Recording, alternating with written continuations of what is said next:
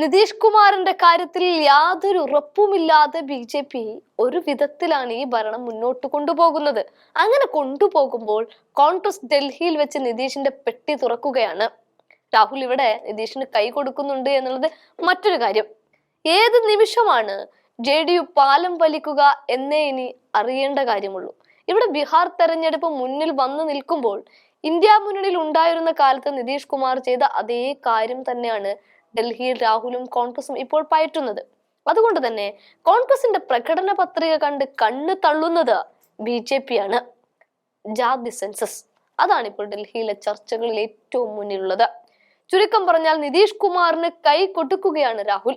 India മുന്നണിയിലെ ലാലു പ്രസാദ് യാദവ് അടക്കം നിതീഷിന് മുന്നിൽ വാതിലിങ്ങനെ തുറന്നിട്ടിരിക്കുമ്പോൾ അതും വാർത്തയായ ഒരു കാര്യം കൂടിയാണത്. അതിന് പിന്നാലെ രാഹുൽ ലാലു പ്രസാദ് യാദവിന്റെ വസതിയിൽ നേരിട്ടെത്തി കാര്യങ്ങൾ ചർച്ചയൊക്കെ ചെയ്തിരുന്നു. അതിനുശേഷമാണിപ്പോൾ ഡൽഹിയിൽ BJPയെ ഞെട്ടിക്കുന്ന തരത്തിലുള്ള പ്രകടന പത്രികയുമായി കോൺഗ്രസ് രംഗപ്രവേശനം ചെയ്യുന്നത്. തിരഞ്ഞെടുപ്പിന് ഒരാഴ്ച മാത്രം ബാക്കി നിൽക്കെ ഇന്നലെ പുറത്തിറങ്ങിയ പ്രകടന പത്രികയിലാണ് 5 ഗ്യാരണ്ടികൾ ഉൾപ്പെടെ 219 വാഗ്ദാനങ്ങൾ. ഒന്ന്, 25 ലക്ഷത്തിന്റെ സൗജന്യ ആരോഗ്യ ഇൻഷുറൻസ് പദ്ധതി. രണ്ടാമത്തത് 300 യൂണിറ്റ് സൗജന്യ വൈദ്യുതി. ഇനിയോ സ്ത്രീകൾക്ക് സർക്കാർ ജോലികളിൽ 33% സംവരണമുണ്ട്.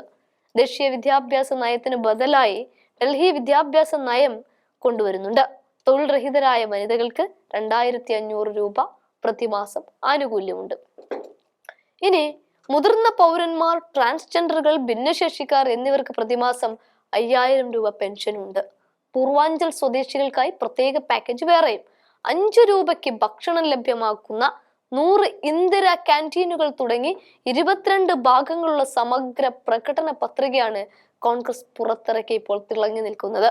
ഈ 5 ഗ്യാരണ്ടികളിൽ ഒന്ന് ജാതി സെൻസസ് തന്നെയാണ്. BJPക്ക് നടത്താൻ യാതൊരു ഉദ്ദേശവുമില്ലാത്ത ജാതി സെൻസസിലേക്ക് കാര്യങ്ങളെ തിരിച്ചുവിടുമ്പോൾ കോൺഗ്രസ് ഉന്നം വെക്കുന്നത് ഡൽഹി മാത്രമല്ല എന്ന് ഉറപ്പിക്കാം. കാരണം ബീഹാറിലാണ് ആദ്യമായി ജാതി സെൻസസ് നടപ്പിലാക്കിയത്. അതും ലോക്സഭാ തെരഞ്ഞെടുപ്പിന് മുൻപേ തന്നെ നിതീഷ് അതിനുള്ള കാഹളം മുഴക്കുകയും ചെയ്തിട്ടുണ്ട്.